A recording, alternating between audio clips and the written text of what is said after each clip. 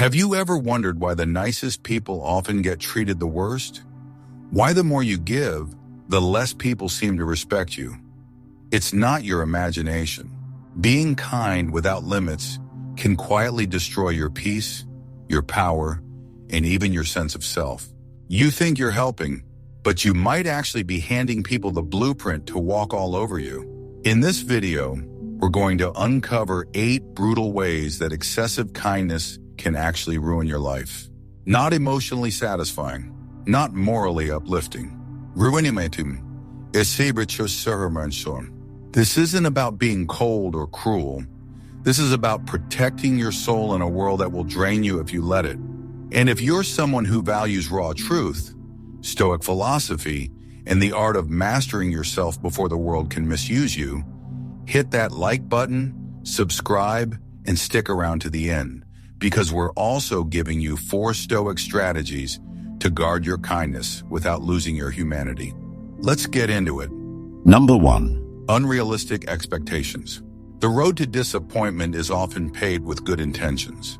And nowhere is this more true than in the lives of those who are excessively kind. When your kindness becomes a habit, not a virtue, you begin to expect others to notice it, appreciate it, and reciprocate it. You don't just give, you wait for a thank you, a returned favor, a sign that your sacrifice was seen and valued. But Stoicism warns us, expectation is the root of suffering. Epictetus famously said, "When you are offended at any man's fault, turn to yourself and study your own failings." The message is simple. What hurts you isn't what they do, but what you assume they should do. In the eyes of the Stoic, this is a trap. Because when your kindness is tied to a mental contract, a belief that people should respond in kind, you are not practicing virtue, but bartering disguised as goodness. Marcus Aurelius cautioned against this mindset. In Meditations, he wrote, "If you do good and expect recognition, you're not doing good, you're doing business." True virtue, he argued, is self-contained. It doesn't beg to be noticed. It doesn't need applause. But many kind-hearted people don't realize this. They give to feel safe. They give to be liked. And when appreciation doesn't come, they feel invisible or betrayed. Let's be clear, this isn't about becoming selfish. It's about understanding that kindness with strings is not kindness at all. You give and give, hoping someone will finally see your worth, not realizing that the hope itself is what weakens your spirit. Seneca reminds us, "He who receives a benefit with gratitude repays the first installment on his debt." But in the real world, many people never repay it. The Stoic accepts this, not out of bitterness, but clarity. To expect nothing is to be free. Take a hard look at history. Think of Julius Caesar. He pardoned men like Brutus and Cassius, offering mercy in the name of friendship and loyalty. But that expectation of honor was never returned. They betrayed him. His kindness became a weakness, not because kindness is wrong, but because he projected integrity onto the wrong hearts. That mistake didn't just cost him a throne, it cost him his life. And consider Abraham Lincoln. Known for empathy, he also understood that compassion alone couldn't save a nation. During the Civil War, he was tested by generals who saw his patience as weakness. Eventually, Lincoln made brutal decisions, not out of cruelty, but necessity. He learned that kindness must be guided by strength, or it leads to ruin. This is the lesson. Kindness, when practiced wisely, expects nothing and protects everything. The Stoic doesn't close his heart, but he guards it. He doesn't stop being generous, but he releases the need for others to respond in kind. Because the moment you need someone's reaction to feel whole, you've handed them power over your peace. So the next time you give freely. Give not to be praised or remembered, but because it reflects who you are. But if you find yourself hoping, waiting, resenting, pause. That's not kindness anymore. That's quiet desperation wearing a noble mask. And it will break you from the inside out if you let it. Number 2. Entitlement in others. The paradox of kindness is this. The more freely you give, the more people assume they're entitled to take. What begins as generosity can quietly evolve into obligation, not for you, but for those around you. They stop seeing your help as a gift. They see it as a given. In the language of Stoicism, this is where virtue loses its grounding and becomes unsustainable. Marcus Aurelius warned, "Do not waste what remains of your life in speculating about others. It is not what they do, but your response that matters. Keyed on your response shapes your peace." But when kindness becomes expected, it ceases to be virtue. It becomes submission. When your kindness becomes predictable, people stop being grateful. Instead, they start scripting your role in their lives. You're the one who always says yes. You're the one who never complains. You're the one who fixes, rescues, carries the weight. And here's the danger. People begin to build their lives around your sacrifices, not their own efforts. The Stoics would call this a breakdown of logos, reason, order, harmony. Because life is meant to be reciprocal, not parasitic. Consider this. When Cato the Younger opposed Caesar's grab for absolute power, it wasn't because he hated Caesar. It was because he refused to normalize the entitlement of tyrants. Cato believed in boundaries, in limits, in resisting the subtle creep of expectation into entitlement. If Cato had tolerated what others did out of comfort or loyalty, the Republic would have fallen faster. He stood firm not because he was unkind, but because he saw that too much tolerance breeds tyranny. The same is true in life. When you allow people to believe your sacrifice is infinite, they'll stop seeing you as human. Most people are not evil, but they are opportunistic. They will take as much as you allow. And if your kindness becomes boundless, it creates moral laziness in others. They don't ask, "How can I help myself?" They ask, "Why aren't you doing more for me?" And this shift is subtle, but it's deadly. Because it teaches people to expect your sacrifice without effort on their part. It drains your energy and inflates their ego. Seneca put it bluntly, "It is not the man who has too little, but the man who craves more that is poor." The more you give to someone who does not grow, the more you impoverish both of you. You stunt their development and you bury your own needs under the illusion of being good. But the Stoics never defined goodness as passivity. They defined it as alignment with nature, with reason, with the right proportion of giving and restraint. Eventually, this imbalance breeds resentment. You feel used. But here's the truth. You weren't used. You volunteered. You showed up without limits. You gave without pause. And when others build expectations on your silence, you mistook that for love.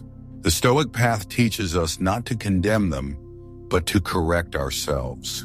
To draw a new boundary not in anger, but in wisdom. So when someone begins to expect your kindness as if it's owed, pause. That's the moment you reclaim your power. You don't need to argue. You don't need to explain. You simply stop offering more than is wise. Because when your kindness feeds entitlement, it stops being kindness. And when you finally say no, the ones who loved your obedience will call it cruelty. Let them warfaren. That is how you teach others to meet you as an equal, not as a source. Number 3. Neglecting your own goals.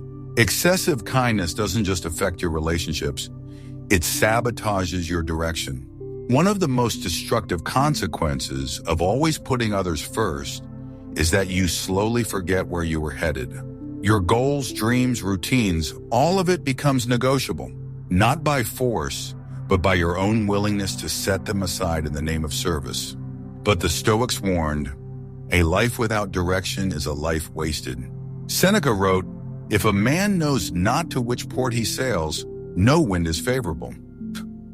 What good is kindness if it drifts you so far off course you can't recognize your own soul? When you constantly interrupt your path for others, you don't just lose time, you lose yourself. You wake up years later, burned out and bitter, wondering why no one ever returned the favor. The harsh truth is this: most people won't. Because they were never responsible for your purpose, you were. The Stoics placed a sacred emphasis on intentional living. Every day was to be used in pursuit of the good, the virtuous, the aligned. Marcus Aurelius reminded himself, "At dawn, when you have trouble getting out of bed, tell yourself, I have to go to work as a human being." Considering that was his way of saying, your life has a function, and if you trade that function for constant people-pleasing, you are betraying your nature. History offers a sobering example. Florence Nightingale, hailed as a hero of kindness, was also a woman at war with herself. She gave her life to the care of others, but behind the accolades was a soul tormented by guilt for the ambitions she sacrificed. She longed to be a statistician, a reformer, a scientist. But in choosing endless service, she often denied herself the full expression of her genius. Her kindness helped millions, but it came at a personal cost that few recognized. This is the invisible trap. People applaud your sacrifice, but they rarely ask what it's costing you.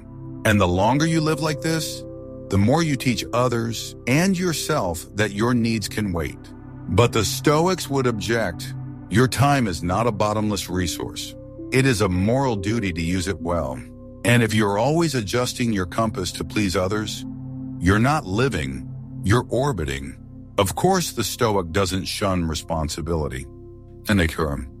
They help, they serve a force sobre no man, assurance of earnest, but they do so with clarity and proportion. Epictetus put it this way: if you want to improve, be content to be thought foolish and stupid. Why? Because prioritizing your path will confuse those who've grown comfortable with your self-abandonment. Eventually, the resentment creeps in. You'll begin to envy those who boldly chase their goals, not realizing that you had the same fire once.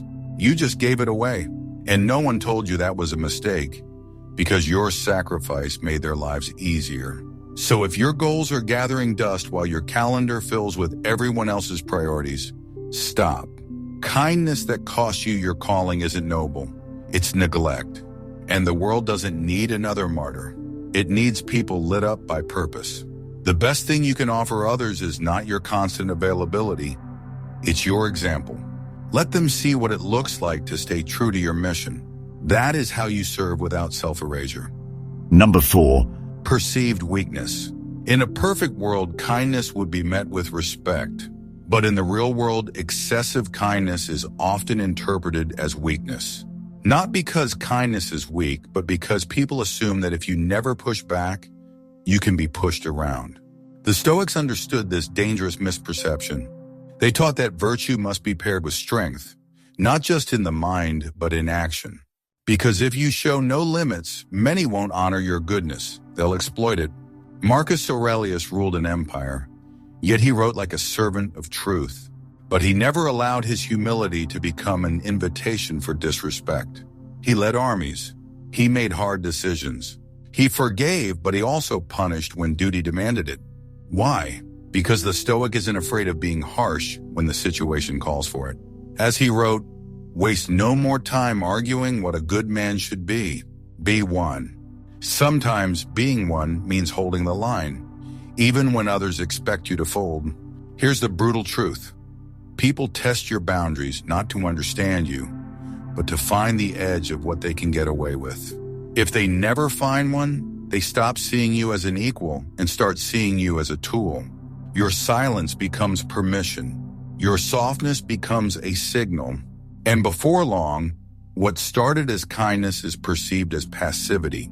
And passivity in a ruthless world invites mistreatment. Consider the fate of the Roman general Pompey.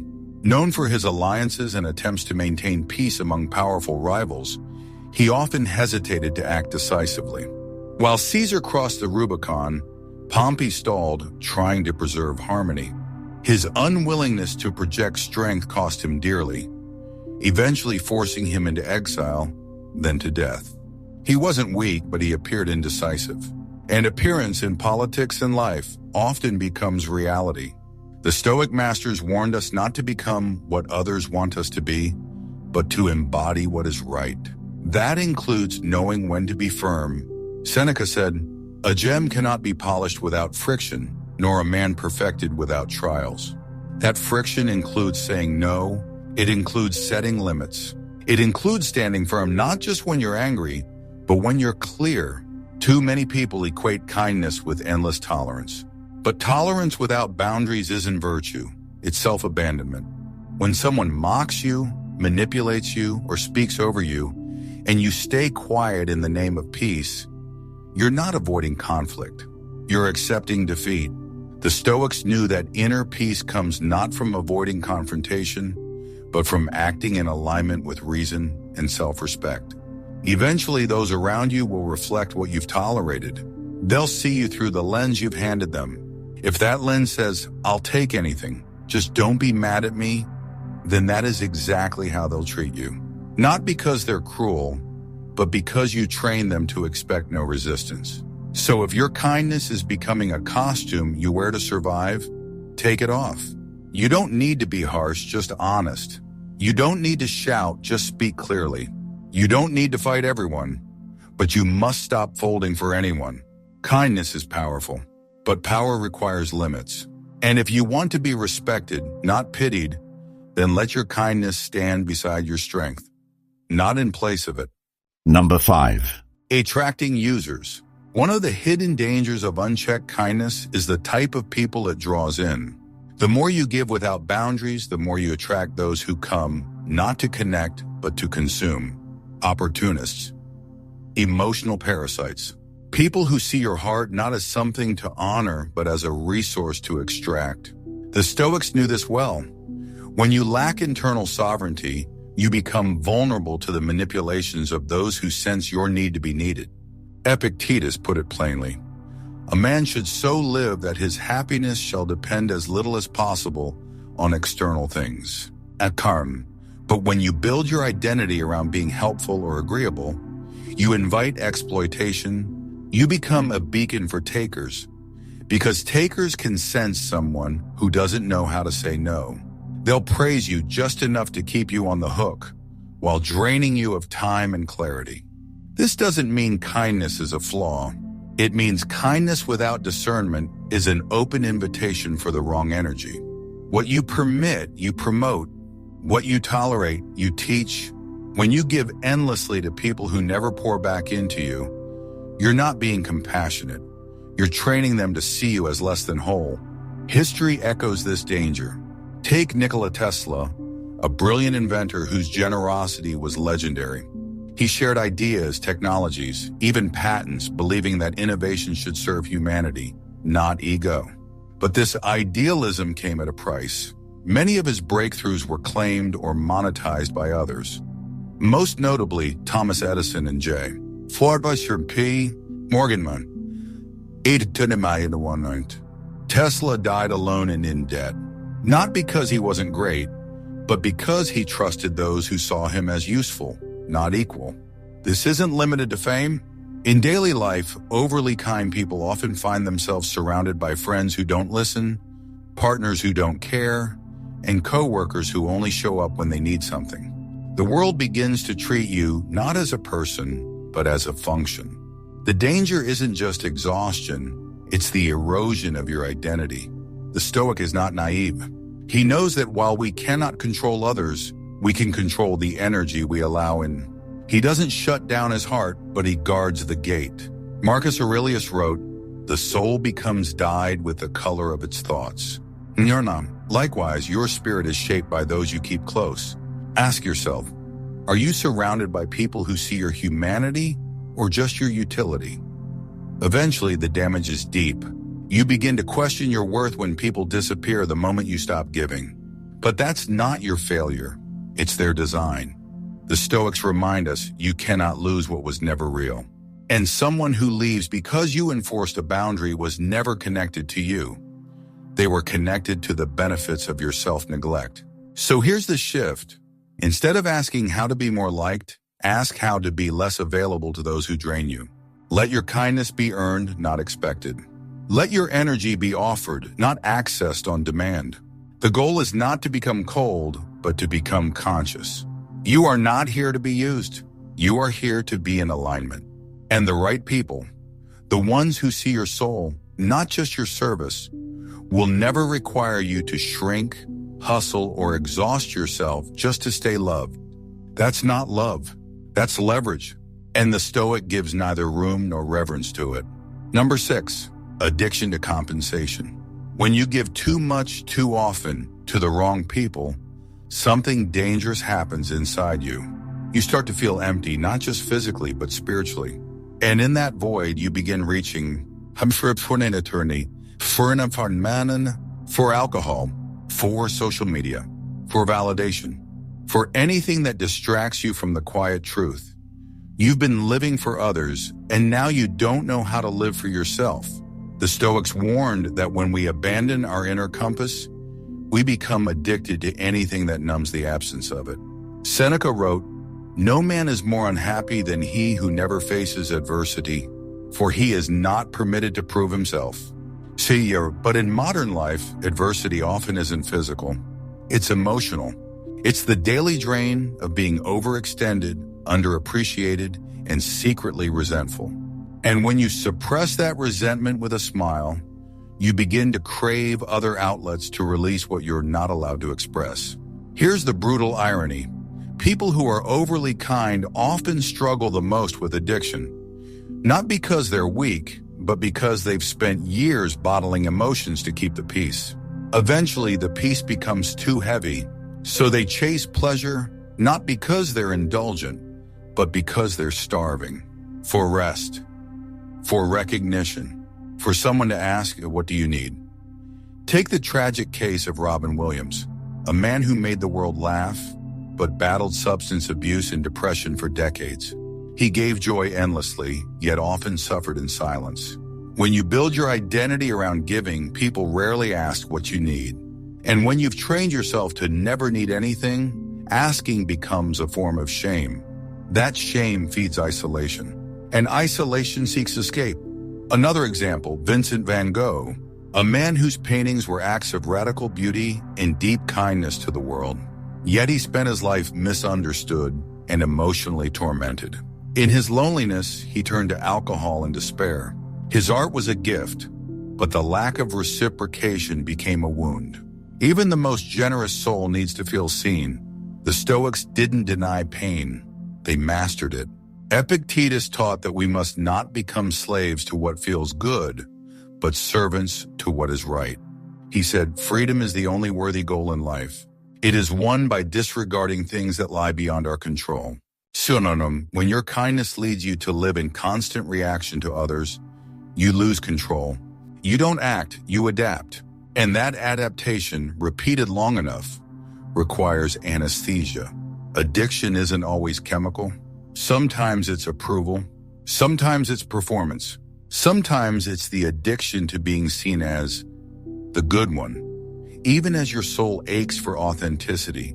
The Stoic sees this and says, don't trade your peace for a performance. Don't trade your truth for applause.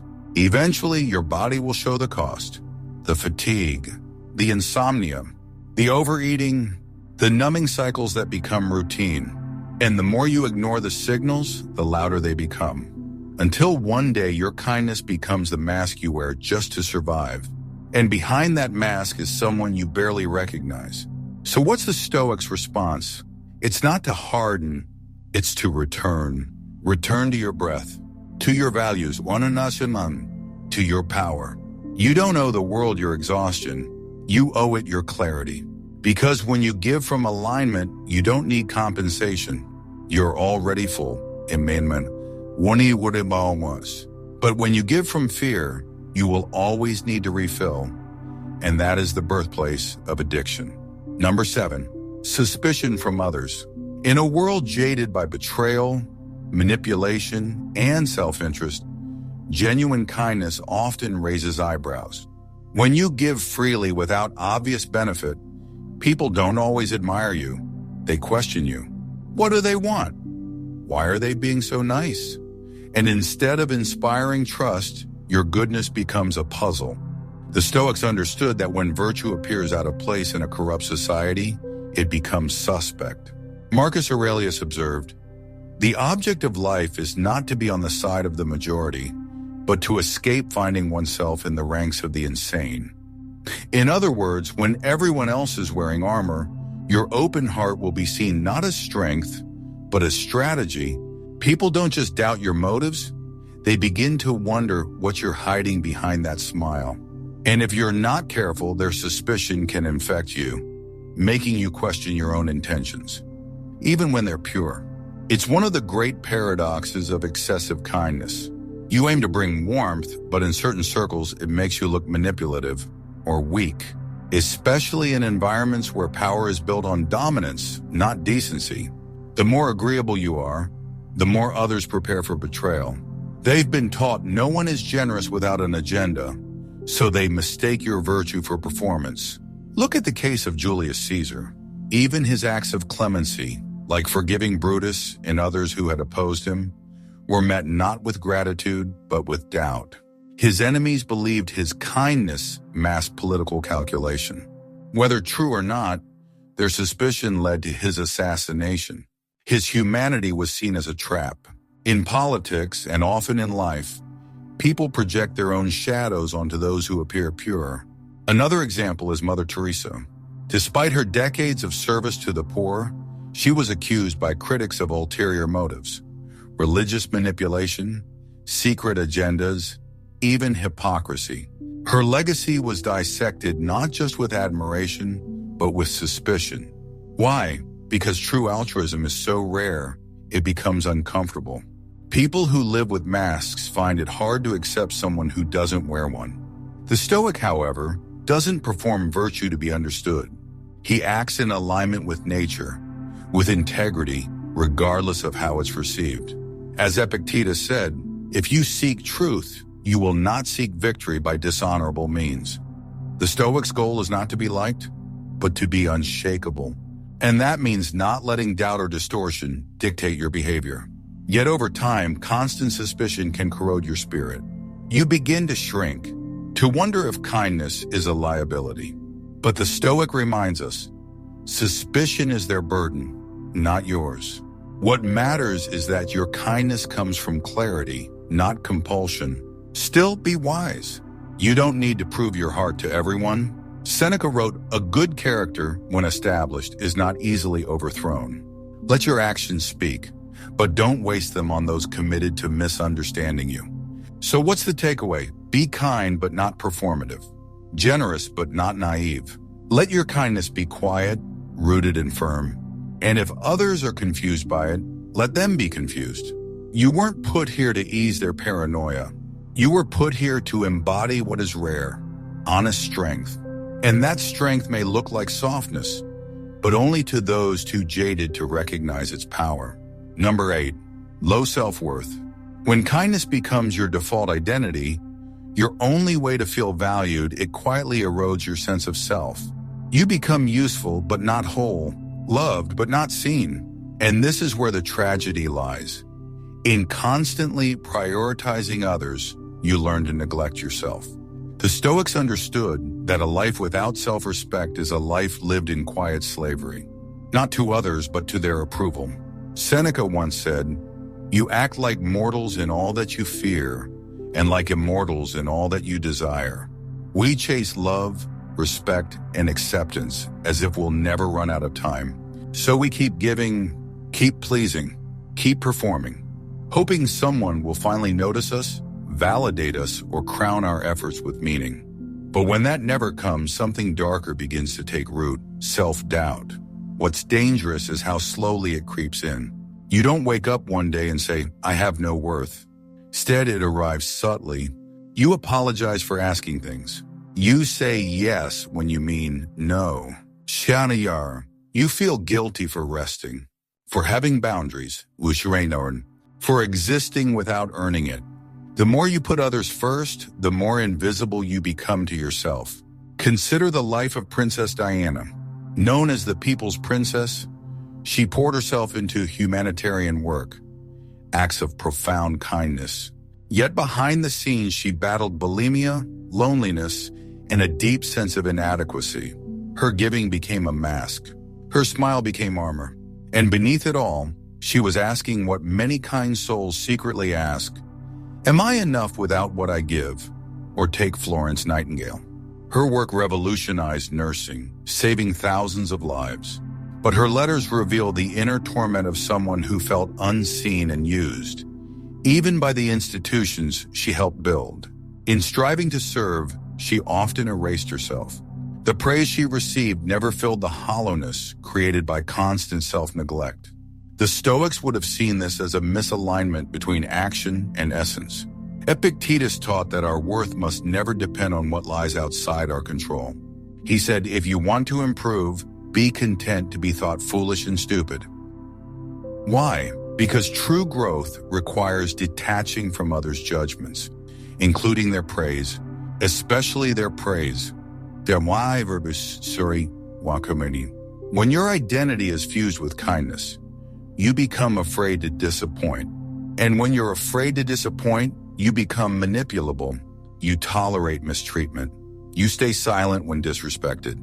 You overextend yourself to keep the peace, not because others demand it, but because you don't believe you deserve better. And so your soul begins to shrink, slowly, quietly, tragically, until one day you look in the mirror and no longer recognize who's staring back. Not because you changed too much, but because you've neglected yourself for too long. The Stoic solution is radical in its simplicity. Return to self-respect. Marcus Aurelius reminds us, the happiness of your life depends upon the quality of your thoughts. If your thoughts constantly tell you that you must give to be loved, you'll burn out. But if your thoughts remind you that you're already worthy, then kindness becomes a gift, not a currency. Be kind, yes, but never at the cost of your identity. Set boundaries, not to push people away, but to protect the sacred within you. Because the truth is, when you finally respect yourself, you won't need to beg others to. So now you know the silent cost of unchecked kindness. It's not just exhaustion, it's erosion of your voice, your goals, your worth. But here's the truth the world won't tell you. You can be kind and strong. You can give without becoming a doormat. You can love without losing yourself. The Stoics never taught us to stop caring. They taught us to care wisely, without attachment, without self-abandonment. If this message hit you hard, good. That means you're waking up. Now it's time to rebuild. Not just your boundaries, but your identity. Because when you stop overgiving and start aligning with your values, you don't just protect your peace, you reclaim your power. If you found value in this, subscribe and share this with someone who gives too much. The next chapter is all about Stoic strategies to set firm, fearless boundaries. You won't want to miss it.